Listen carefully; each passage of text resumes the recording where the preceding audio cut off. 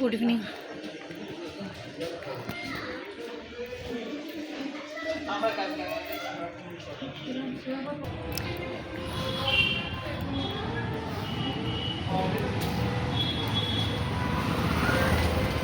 এখন বাজে সন্ধ্যা 7:30, আর আজকে তোমাদের দাদাভাই আসছে, অদ্রিজার বাবা। তো লঞ্চ ঘাটে যত সম্ভব লঞ্চ পৌঁছে গেছে, তো আমি একটু এগিয়ে যাচ্ছি।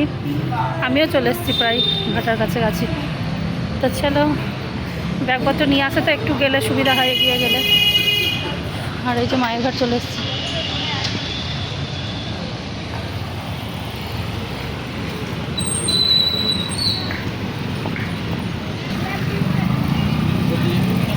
মায়ের ঘাট চলে এসেছি। যদি সব ফিল হয় তখন এখানে চলে আসবে। এই যে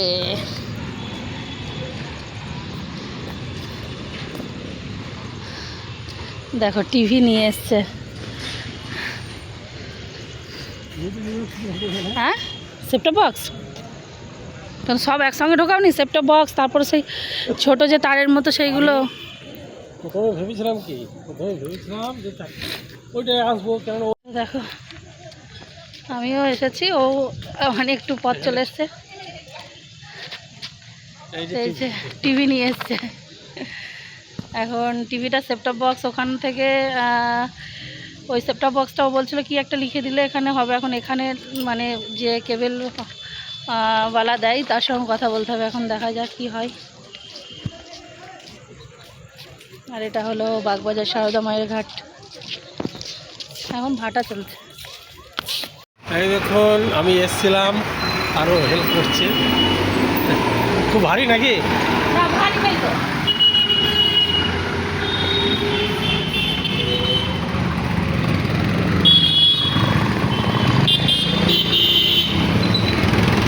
চলো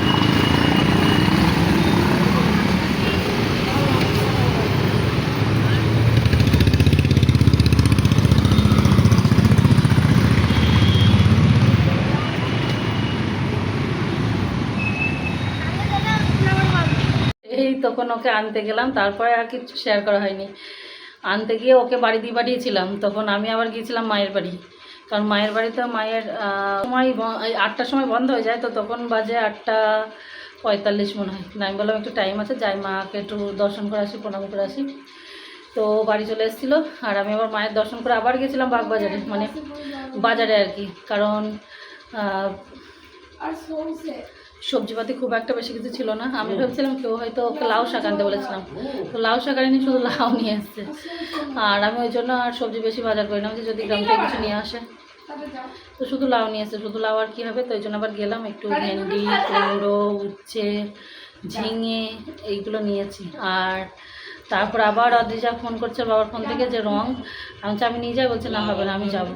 আবার ওর বাবা অদ্রিজা গেল, দিয়ে রং নিয়ে আসলাম। তারপরে এসে এখন আবার ভাত করলাম, ওরা খেলো। আর আমি এখন তার রাত্রিতেও ভাত খাই না, আমি তো রুটি করে নিলাম, এখন রুটি খাবো। আর দাঁড়াও একটা জিনিস দেখাই তোমাদেরকে, গ্রাম থেকে কি নিয়ে এসছে দেখো। গ্রাম থেকে নিয়ে এসছে দুধ, গরুর দুধ 1 লিটার। আমরা যেহেতু এখানে প্যাকেটের দুধ এমনি শুধু খেতে পারি না, চাটা পায়েস সব খেতে পারি, কিন্তু শুধু খেতে পারি না। তো 1 লিটার দুধ নিয়ে এসছে, এখন আবার গরম করলাম। আর এই যে তরকারি, এই যে মাংস সব আছে, এই দিয়ে ওরা ভাত খেলো, ভাত করে দিয়েছিলাম। আর আমার এই যে রুটি। বাবরে কি কি ভাতে দিয়েছো গো? আজ সকালে আমাদের হেলদি ব্রেকফাস্ট, পেঁপে সিদ্ধ, আলু সিদ্ধ, গাজর সিদ্ধ, কুমড়ো সিদ্ধ, আর দুধ, দেশ থেকে নিয়ে আসা দুধ, গরুর দুধ খাঁটি। হ্যাপি হোলি।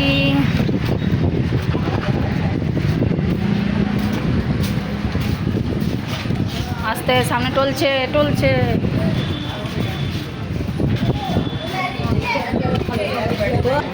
তাকাও।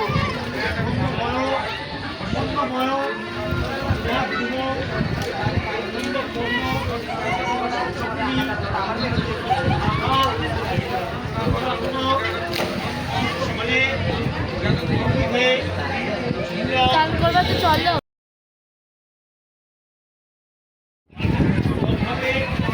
দেখো আমরা এখন রং মেখে চলে এসেছি গঙ্গা স্নানে। এখন রং মাখিয়ে দিচ্ছি। আর এই যে দেখেন, আর এই যে অদ্রিজা, হ্যাপি হোলি। পরিষ্কার হয়ে গেল হাতটা দাঁড়িয়ে। হ্যাঁ, এইবার গরম আসছে, এবার গঙ্গা ধারে বসতে খুব ভালো লাগে। চলে এসছি।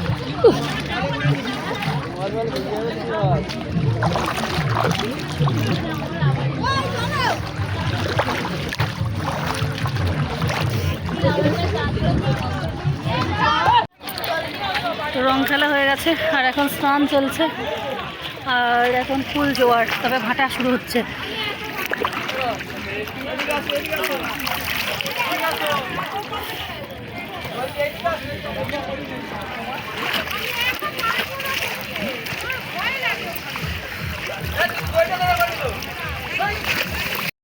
আর আজকে হোলি খেলে না সবাই গঙ্গা জলে স্নান করতে এসেছে। দেখো জল একদম লাল হয়ে গেছে, যদিও আমরা এসেছি জোয়ারের সময়। জোয়ারের সময় জল কিন্তু থাকে খুব সুন্দর, আর এই জোয়ারের জলে স্নান করলে না মানে শরীর মন যেন একদম আলাদা একটা শান্তি পায়।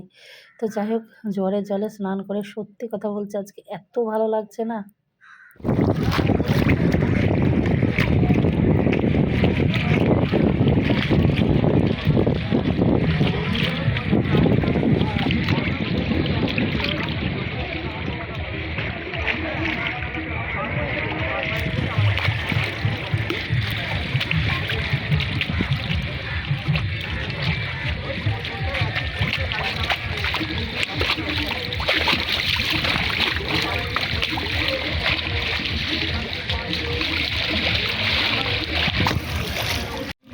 তো এসে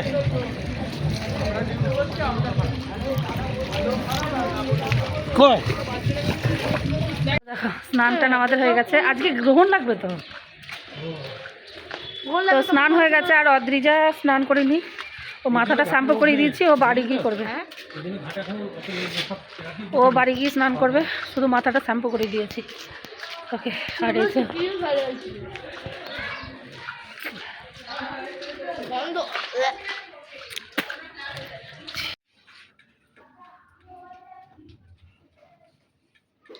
কি বলো, কি করছো না করছো? এই যে দেখো, তো গুড ইভিনিং বন্ধুরা, এখন বাজে সন্ধ্যা 6:30। আর আজকে দেখো সন্ধ্যায় ভাবছি চায়ের সঙ্গে স্ন্যাক্সে করবো যে কুমড়ো কেটেছি। অদ্রিজা তো বেগুন খায় না, বেগুন দিয়ে মুখ চুলকায় ওর, তো আমাদের জন্য 2-3টে বেগুন কেটেছি আর কুমড়ো কেটেছি। তো বেগুনি বা কুমড়ি যাই হোক দুটোই করবো। আর এখন এই যে বেসনটা যে সুন্দর খাদ্য অ্যানিমেল চামচ আকৃতির সমস্যাগুলি খাদ্যের কোন উৎপাদনে কি বানাচ্ছি এগুলো? কোন কোন হয়ে গেল? করলে এই রোগ এই যে চাল চাল কুমড়ো বলছি, খাদ্য লৌহ বা আয়রন এর অভাব কুমড়ি বানাচ্ছি, কুমড়ি।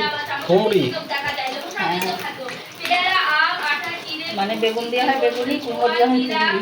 তিল কচু রোটের শাক ধনেপাতা পালং শাক পেঁয়াজ কলি। এই দেখুন বানিয়ে ফেলেছে, খুব সুন্দর, এত সুন্দর হয়েছে না।